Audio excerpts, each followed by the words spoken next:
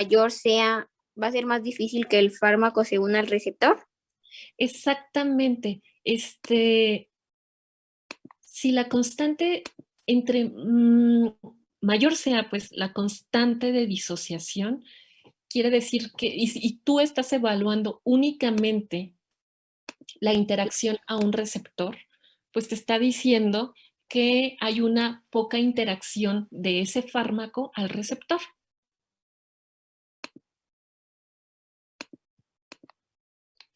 Y, por ejemplo, esta constante de disociación nos permite saber qué tan afín es el fármaco hacia el sitio receptor. ¿Ok? ¿Tienen hasta aquí alguna duda o no me entendieron?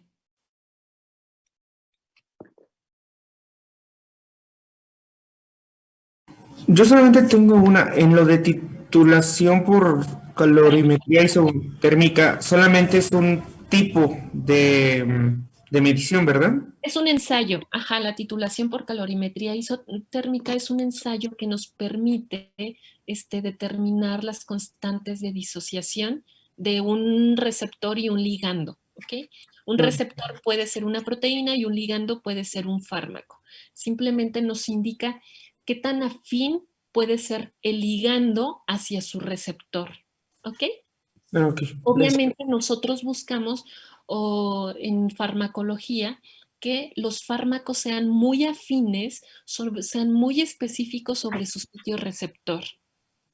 ¿Ok? Entonces, la constante de disociación nos indica qué tan afín es. Por ejemplo, este fármaco en rojo, que le habíamos llamado A, nos indica que tiene una alta afinidad sobre el receptor.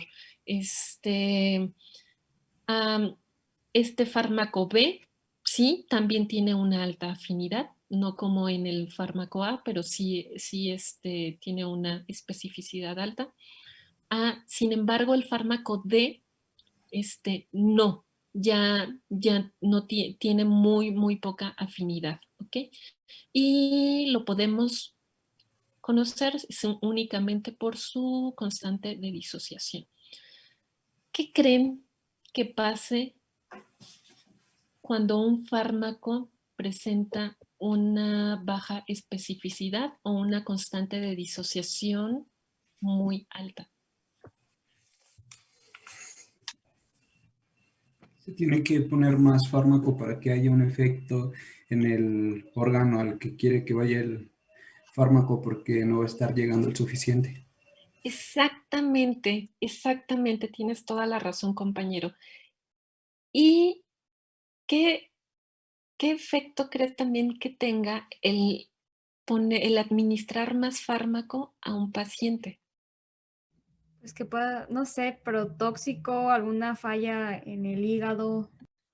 Y otra cosa, por ejemplo, si su constante de disociación o su afinidad hacia un receptor es baja, si lo piensan a nivel molecular, ¿qué creen que pase con ese fármaco que no se unió a esa proteína? ¿Va a Una tener un mayor menor expresión. efecto? A ver, otra vez. ¿Va a tener un menor efecto? Va a tener Definitivamente va a tener un menor efecto sobre la proteína que nosotros queremos evaluar o el efecto que nosotros deseamos. Pero lo podemos compensar, como su compañero lo había comentado, administrando una mayor concentración de fármaco. Pero independientemente que administremos una mayor concentración de fármaco, vamos a tener mucho fármaco que no está unido específicamente a esa proteína. ¿Qué creen que pase? ¿A dónde creen que se vaya ese otro fármaco? ¿Alcanza Otros una órganos. concentración tóxica? ¿Perdón? Otra vez, compañero. ¿Que puede que alcance la concentración tóxica? Sí, puede que alcance concentraciones tóxicas, pero también Doctora, puede... Ajá. pero es que no se supone que si se va a unir a otro receptor de otros órganos o otro lugar, igual no se alcanzaría la lo tóxico porque estaría unido en otro lugar. Ok, tú acabas de comentar algo súper importante. Estaría unido a otro lugar. Y sí, posiblemente no alcancemos concentraciones plasmáticas, las cuales ya nos digan que son tóxicas, ¿no? Otra cosa, no se estaría alcanzando, no se sobresaturaría la concentración para alcanzar concentraciones tóxicas. Pero tú lo acabas de decir, se va a otros lugares. Quiere decir que también este fármaco puede ser afín a otras proteínas. ¿Ok? ¿Y qué creen que pase cuando es también afín a otras proteínas? O a otros blancos farmacológicos. Pues va a tener el efecto en otros lugares. ¿Cómo? Va a El tener efecto, efecto en otros lugares. ajá. Exactamente. Y por ejemplo, si esos lugares nosotros pues no queremos moverlos, ¿qué crees que ocurra? ¿Puede Va a dar haber un ejemplo? desequilibrio. ¿Puede dar un qué, perdón, compañera? ¿Un ejemplo? Sí, ahorita de hecho voy a dar un ejemplo. Pero, ¿qué creen que ocurra si un fármaco se une a otros sitios diferentes aparte del sitio de interés?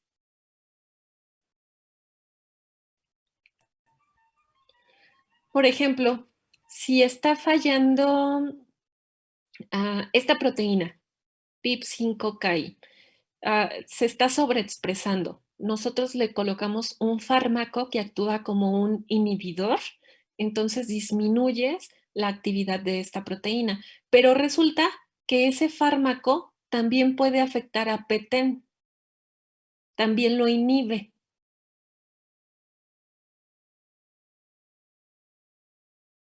Un desequilibrio hemostásico. Homeostático. Sí. ¿Por qué? Porque estás afectando a otras proteínas que son indispensables para la homeostasis celular. Entonces, si tú afectas a otras proteínas, definitivamente también vas a ver un efecto, pero vas a ver un efecto adverso, porque esta proteína estaba actuando bien, estaba pues regulando bien a sus otras proteínas. Pero si tú de repente eliminas la actividad de esta proteína, vas a crear un problema más grave o un problema grave, ¿no? Entonces, así es como se vienen los efectos adversos. ¿Les queda claro o no? Sí, que en vez de ayudar, te perjudica más. Sí y no, porque a veces están los fármacos y, por ejemplo, si es algún problema muy serio y no existe otra alternativa para tratar a esa enfermedad, pues le tienes que administrar el fármaco, pero teniendo en cuenta que también vas a perjudicar a otras proteínas. Por ejemplo, la amiodarona. La amiodarona se da para controlar las arritmias cardíacas. La amiodarona inhibe, bueno, se utiliza para inhibir los canales de potasio. ¿Ok? Al momento de inhibir los canales de potasio, permite aumentar la, la fase 3 de la repolarización ventricular y pues permite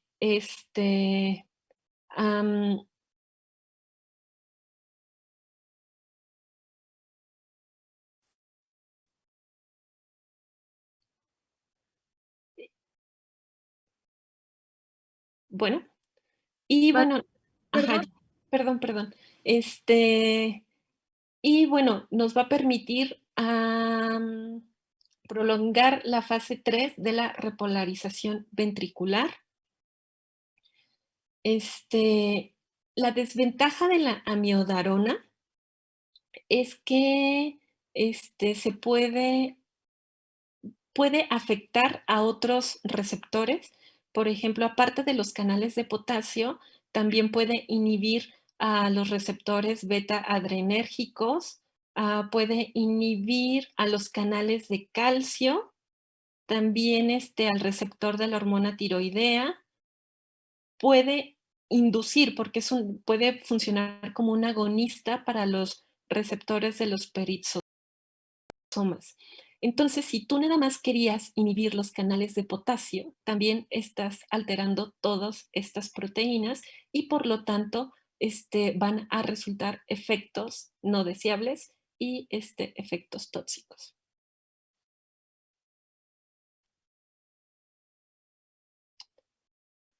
¿Sí?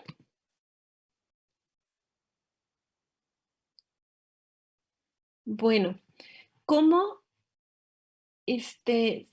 conocer el efecto de los fármacos? Simplemente el efecto de los fármacos. Esto se da por curvas de dosis-respuesta que nos permiten cuantificar ese efecto de acuerdo a la dosis administrada. ¿Okay? Aquí les presento dos tipos de gráficos, estas tipo curvas. En estas curvas se presenta el efecto de la dosis deseada. Sin embargo, en estas curvas sigmoideas que se hacen a través de curvas semilogarítmicas, nos permite ver el efecto terapéutico pero acumulativo, a diferencia de estas curvas de frecuencias de dosis o frecuencias de respuestas de acuerdo a la dosis. Y estas curvas sigmoideas de efecto acumulativo, pues simplemente nos indican desde dónde inicia el efecto y hasta cuándo termina, o dónde inicia, sí, y cuándo termina, o cuándo se alcanza, o si se alcanza el máximo efecto. ¿Ok? Con estas curvas de dosis-efecto podemos determinar las dosis efectivas de los fármacos. Por ejemplo, la dosis efectiva media, que es la concentración que produce un efecto, que es el 50% del efecto máximo. Este es el efecto máximo que alcanza. Este es el efecto medio. Se puede calcular, por ejemplo, el efecto 10, que sería el efecto al 10%, o el efecto 90, que sería el efecto al 90%. Sin embargo, también cuando aumentas las concentraciones, pueden empezar a observarse los efectos tóxicos, y estos efectos tóxicos también se pueden graficar. Y puedes determinar también el efecto tóxico 10 o el efecto tóxico 50. Normalmente la respuesta a los tratamientos están dadas por las respuestas o la dosis efectiva media o la dosis efectiva 50. Ya sea dosis efectiva o dosis tóxica, o si seguimos aumentando concentraciones, puede empezar la dosis letal, que lo veremos más adelante.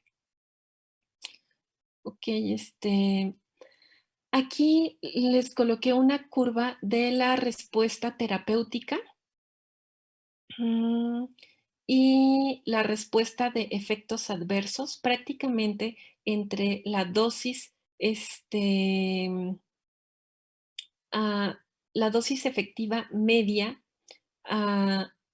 de terapéutica y la dosis efectiva de efectos adversos, puedes encontrar el rango terapéutico o el índice terapéutico. Ok, ¿cómo se determina o cómo saber si un fármaco es más potente que otro? Cuanto mayor sea la potencia, menor va a ser la concentración necesaria para producir un efecto. Por ejemplo, aquí está el fármaco X y aquí está el fármaco Y. Su concentración de efecto medio del fármaco X está dado, por ejemplo, aquí. Vamos a ponerle que es 1 y aquí 2. La concentración del efecto del fármaco Y sería aquí, que sería 2. obviamente ambos fármacos van a tener el efecto deseado. Sin embargo, el fármaco X va a alcanzar su efecto deseado a una concentración menor de fármaco que el fármaco Y. Y eso nos indica que el fármaco X va a ser más potente. ¿Ok? ¿Me entendieron o no? Sí, Bueno. ¿Qué pasa con la eficacia? La eficacia es diferente a la potencia. Aquí ambos fármacos llegaron a la misma eficacia o encontraron la misma eficacia. Simplemente la potencia fue distinta. Aquí algo muy importante que hay que tomar en cuenta es que la potencia también está relacionada con la afinidad. Por ejemplo, este fármaco puede este fármaco, por ejemplo, pues ambos fármacos alcanzan la misma eficacia, pero uno de ellos requiere menos concentración. Quiere decir que es más específico, quiere decir que es más afín a su sitio receptor. Y este fármaco Y es un poco menos inespecífico en comparación al fármaco X y puede ser que este fármaco se una a otros sitios receptores. ¿Okay? Y por eso requiere mayor concentración para poder alcanzar su efectividad. ¿Sí? ¿Les queda claro? Sí, doctora. Ok. Bueno, Yo nomás tengo ahí una duda. dime, compañero. Si los dos alcanzan el mismo, ¿por qué las curvas, según mi percepción, están exactamente iguales? Exactamente, porque esta es la eficacia. Entonces, Ajá. ¿alcanzan la misma eficacia? Si te fijas, alcanzan la misma eficacia. Sin embargo, el fármaco X alcanza su eficacia con una concentración menor de fármaco. Ah, ya por la potencia que dijo que tenía, No, ¿o no? alcanzan su eficacia, bueno, vamos a verlo aquí al 100%. El Ujú. 100% lo alcanzan a una concentración, esta es la concentración, el eje de las X es la concentración, el eje de las Y es la eficacia o el efecto. El fármaco X alcanza su 100% de efecto o de eficacia a esta concentración. El fármaco Y alcanza su eficacia a una concentración mayor. ¿Ok? Pero Sí, recuerden que todo lo vamos a medir de acuerdo a la concentración de eficacia 50, a las S50. ¿Ok? Entonces es lo mismo. También la concentración de eficacia 50 es alcanzada a una menor concentración del fármaco X que la del fármaco Y. ¿Sí estás de acuerdo? sí, Ok, eso te indica que este fármaco es más potente, simplemente porque hacen lo mismo, tienen la misma eficacia, logran la misma eficacia, sin embargo, el fármaco X logra la misma eficacia que el fármaco Y a una concentración menor. Y el fármaco Y requiere una mayor concentración para poder alcanzar la eficacia. ¿Sí? sí. ¿Sí? Entonces, ¿cuál es más potente? En este caso, el X. Ajá, perfecto. Ok. ¿Qué pasa con con la eficacia? La eficacia simplemente es aquí el fármaco X, ya es otro fármaco, no es el de arriba. El fármaco X va a alcanzar prácticamente la eficacia del 100% y el fármaco Y no va a llegar prácticamente ni al 50%, ponle al 50%. Entonces, eso es la eficacia. ¿Sí? Es el efecto alcanzado. Puede ser que otro fármaco alcance, no sé, el 80% del efecto. Entonces tendría una eficacia del 80%. Aquí podrías decir que el fármaco más eficaz, obviamente, es el fármaco X que el Y. Sí, no hay ninguna duda, ¿verdad? No, todo bien. Ok. Doctora, ¿la eficacia tiene que ver con la concentración? No necesariamente. La eficacia tiene que ver con el efecto máximo o con la respuesta biológica que tiene el fármaco al interactuar con su receptor. Pues una vez que interactúa con su receptor, nosotros esperamos un efecto. Entonces, si un fármaco es muy eficaz, esperamos observar la mayor eficacia. O sea, si tenemos dos fármacos, ambos fármacos se pueden unir al mismo sitio receptor, pero resulta que uno de ellos nos da un máximo efecto que el otro. Y tan solo porque nos dio un mejor efecto, un máximo efecto, va a ser más eficaz. Simplemente por eso. Porque vemos una mejor respuesta en el paciente, una mejor respuesta del tratamiento y eso es eficacia. Y no tiene que ver en este caso con la concentración. Pero sí tendrá que ver con la constante de disociación, ¿verdad? Con la constante de disociación, la eficacia. Posiblemente no, porque también puede ser que el fármaco, por ejemplo, el fármaco Y se una al mismo sitio receptor y se una fuertemente, en realidad tenga una constante de disociación baja. Entonces te dice que es muy afín, pero simplemente la forma y los enlaces que hace el fármaco X presentan una mejor respuesta para eliminar el efecto de la proteína. ¿Me di a explicar o no?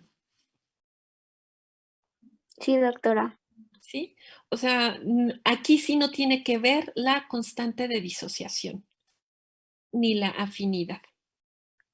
Simplemente es la respuesta. ¿Sí? Posiblemente sí encuentres un fármaco que se una muy fuertemente a su sitio receptor, con una constante de disociación muy baja, con concentraciones muy bajas de fármaco y podrías decir que es muy afín hacia el sitio receptor, pero aún así que no muestre una eficacia y puede ser que otro fármaco que no sea tan afín, que tenga una constante de disociación mayor, es más, posiblemente se puede unir a otros sitios, a otras proteínas, pero puede tener una mayor respuesta o un mayor efecto. O sea, sí puede pasar eso, una mayor eficacia. Entonces, esto va a ser independiente de la afinidad, ¿va? Sí. Bueno, no de la afinidad, sino de en este caso, de la constante de disociación. De hecho, aquí les coloqué un gráfico de los fármacos A, B, C, D. ¿Cuál fármaco creen que sea el más potente? ¿Cómo, perdón? ¿Cuál fue su pregunta? ¿El A? ¿Cuál fármaco creen que sea el más potente? El D. El D. ¿El D? Sí, el D. El D, ¿no? El A. El A. ¿El A? ¿Quién más? Sí. Pues Bien. en realidad puede ser el A, C y el D, ¿no? Nada más que actúan en el tiempo diferente. ¿Cuál es el más potente? El potente, pues los tres hacen. El D. Exactamente, el B. El B alcanza una respuesta a concentraciones, una respuesta a concentraciones, espérenme, una concentración efectiva media a concentraciones más bajas que, por ejemplo, el A. Sin embargo, o sea, el B sí es el más potente. El A, después del B, el A es el más potente.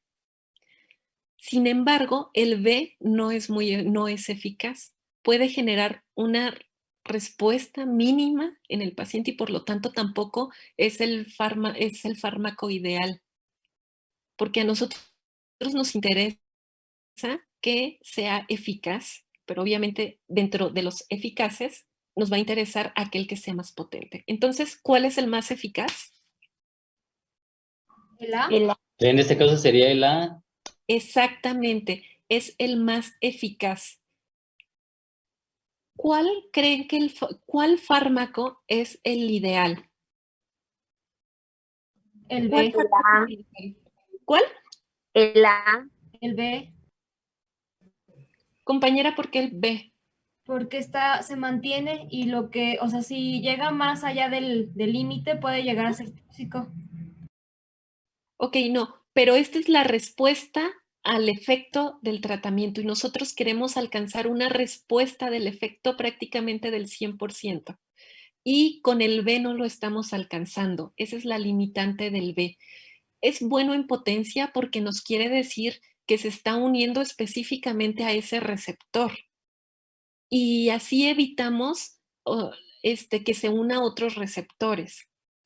Sin embargo, no estamos observando una respuesta en el efecto, una respuesta deseada. Y en el A sí lo observamos. ¿Qué creen que esté pasando con el fármaco D?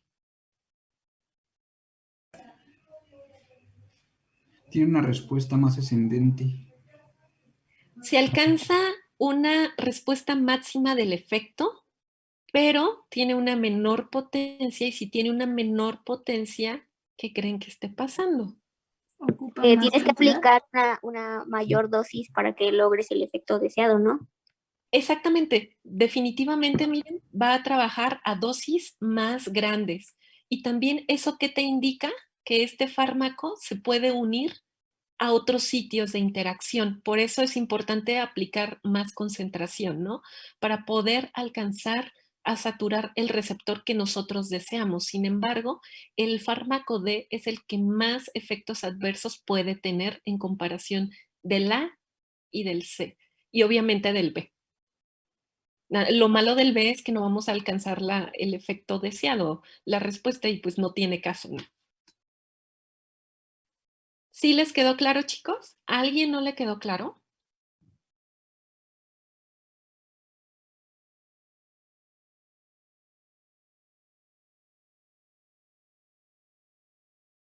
¿No?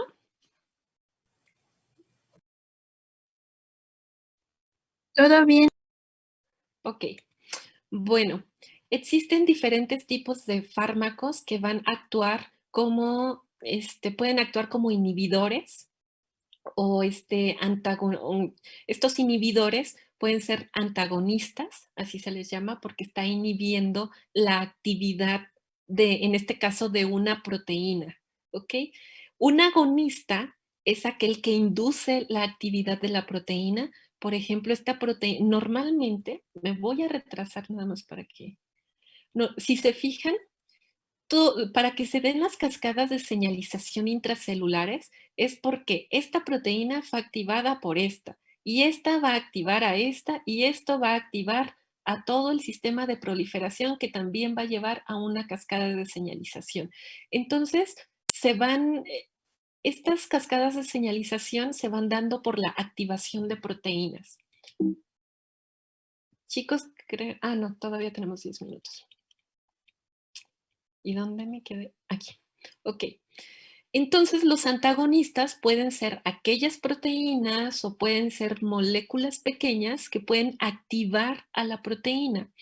Y nosotros, con un fármaco, podemos inhibir esas interacciones, que es lo que hacen los fármacos en realidad. Bueno, este es un ejemplo, ¿no? Mediante inhibiendo, también pueden potenciar. El inhibidor puede ser competitivo. ¿Recuerdan que ya habíamos visto esto de la inhibición competitiva? Lo vimos con lo de los citocromos. Sí. ¿En qué consistía la inhibición competitiva? Habían dos fármacos y una enzima. ¿Alguien más? Bueno, Que se unía al sitio activo. exactamente, se unía al sitio receptor, por ejemplo, al sitio receptor del agonista. El agonista es quien va a potenciar o quien va a hacer que cree el efecto de la proteína. Entonces, en este caso, el inhibidor, que va a ser un antagonista y que va a ser competitivo. ¿Por qué competitivo? Porque va a competir por su sitio de unión. Entonces, el inhibidor se va a unir al sitio del agonista y por lo tanto el efecto del inhibidor va a disminuir la actividad de la proteína. ¿Ok? O se va a requerir mayor concentración, en este caso de antagonista, para aumentar la actividad de la proteína. Va a disminuir la potencia de la proteína. ¿Les queda claro o no? Sí, doctora. ¿Sí? Ah, ok. ¿Qué pasa cuando combinas al agonista con el inhibidor? Y, por ejemplo, este es un gráfico donde se observa el efecto del agonista y la concentración del agonista con el antagonista, sí, en este caso. Esta es la respuesta del agonista solo y esta es la respuesta del agonista más más el antagonista competitivo, ¿ok? Disminuye su respuesta y es lo que esperamos. ¿Qué pasa cuando es un antagonista no competitivo? ¿Recuerdan cuando se daba una interacción no competitiva? ¿Recuerdan cómo era? O no sé si la Era expliqué, creo que irreversible, ¿no? sí, creo que ni siquiera esas las vimos, ¿verdad? La no competitiva. Se unía a un sitio diferente del sitio activo, ¿no? Ok, bueno, en este caso, el antagonismo no competitivo es prácticamente pseudo irreversible. El inhibidor se va a unir más específicamente al sitio del receptor. Recuerdan que el antagonista competitivo, si aumentaban la concentración, por ejemplo, del agonista, podía unirse más frecuentemente el agonista en el sitio receptor. O si aumentaban más la concentración del inhibidor, el inhibidor podía ganar y unirse al sitio receptor. Pero este era un juego constante de interacción a interacción y se podía unir ya sea uno u otro. Por eso es que vemos estos efectos que se van disminuyendo poco a poco. Pero ¿qué pasa con un irreversible? Que el inhibidor va a crear enlaces fuertes, enlaces covalentes. Por lo tanto, ya no va a ser competitivo y únicamente el inhibidor se unirá, ¿ok? O el antagonista.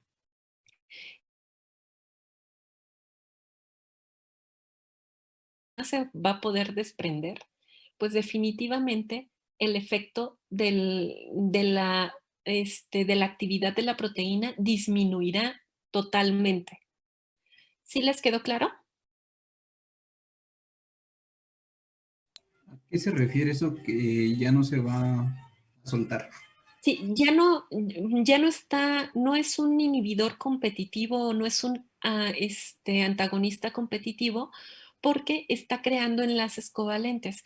Estos enlaces covalentes ya no van a permitir que se separe, ya se van a quedar unidos, a diferencia de otro tipo de enlaces como los enlaces tipo puente de hidrógeno que suelen generarse con antagonistas competitivos o inhibidores competitivos. Una vez que se une el inhibidor, ya permanecerá unido. ¿Sí? ¿O no les queda claro? Sí, y entonces, bueno, ¿y en qué caso se da eso? Cuando el fármaco simplemente crea enlaces covalentes con el sitio receptor. Ok, ya. Y cuando crea ese tipo de enlaces que ya no se pueden deshacer, prácticamente la proteína queda inactivada. Si fuera el caso de que se inactivara, ¿no? Ok, ¿Sí? sí. Y por lo tanto, bueno, a la proteína ya no le va a permitir que su agonista se una. Entonces, por lo tanto, pues ya no va a haber quien la active. Y esto ya va a ser hasta que la célula prácticamente muera, ¿no? ¿Qué pasa con los antagonistas, pero de forma alostérica? En este caso es lo que les comentaba cuando suelen unirse a otro sitio que no es necesariamente el sitio receptor.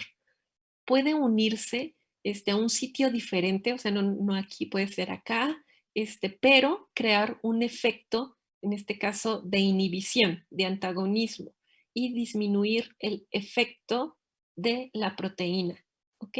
O el efecto que tiene la unión del agonista con la proteína. Al momento de utilizar el antagonista o el inhibidor, se disminuirá ese efecto. ¿Les queda claro?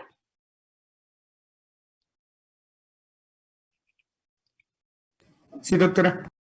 Ok, miren, aquí les puse un gráfico del agonista solo y del agonista más el antagonista no competitivo.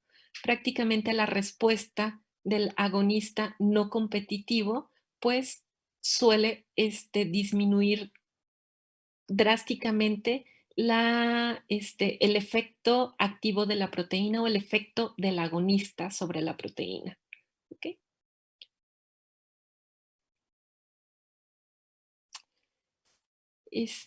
También, ¿qué puede pasar con interacciones alostéricas? Similar a la de los antagonistas, pueden ser potenciadores. Chicos, ahorita nos volvemos a conectar.